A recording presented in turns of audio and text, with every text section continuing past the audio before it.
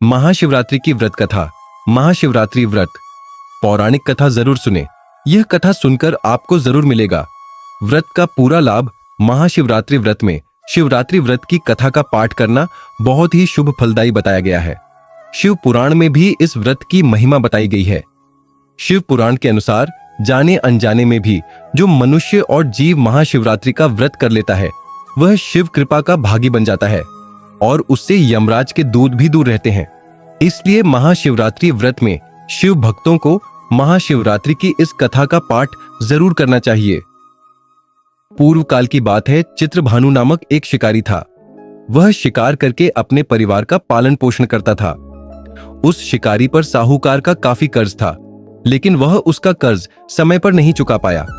फिर साहूकार ने शिकारी को शिव मठ में बंदी बना लिया। जिस दिन उसे बंदी बनाया गया उस दिन शिवरात्रि थी।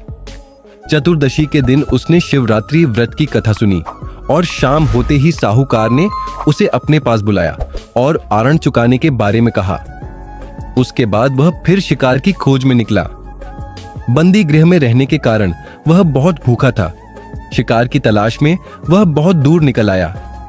अंधेरा होने पर उसने जंगल में ही रात बिताने का फैसला किया और एक पेड़ पर चढ़ गया।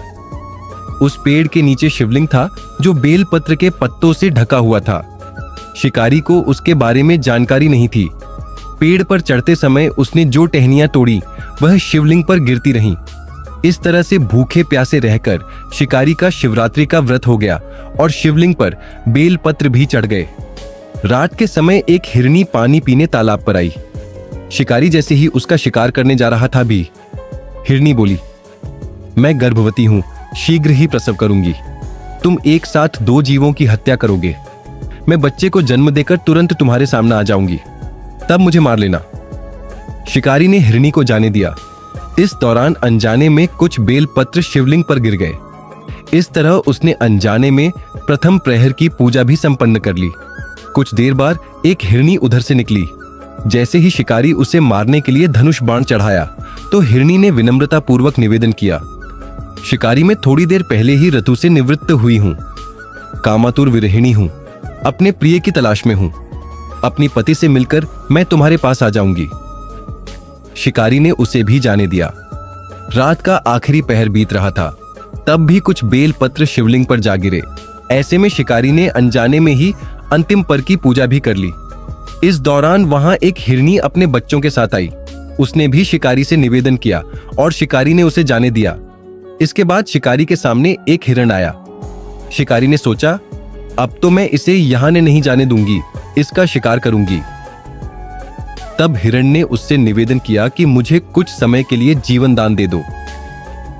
शिकारी ने पूरा रात की घटना उस हिरण को सुना दी। तब हिरण ने कहा कि जिस तरह से तीनों पत्नियां प्रतिज्ञाबद्ध होकर गई हैं, मेरी मृत्यु से अपने धर्म का पालन नहीं कर पाएंगी। जैसे तुमने उन्हें विश्वापात्र मानकर छोड़ा है, मुझे भी जाने दो। मैं उन सबके साथ तुम्हारे सामने शीघ्र ही उपस्थित होता हूं। शिकारी ने उसे भी जाने दिया। इस तरह सुबह हो गई।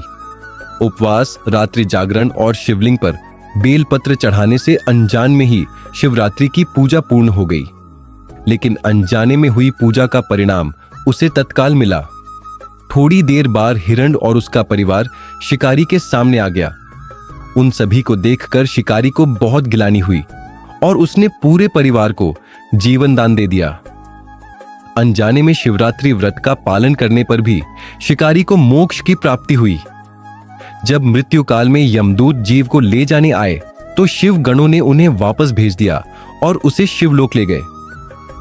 शिवजी की कृपा से चित्रभानु अपने पिछले जन्म को याद रख पाए, शिवरात्रि के महत्व को जानकर उसका अगले जन्म में भी पालन कर पाए। दोस्तों, अगर आपको ये वीडियो पसंद आया है तो चैनल को लाइक और सब्सक्राइब जरूर करें। धन्यवाद।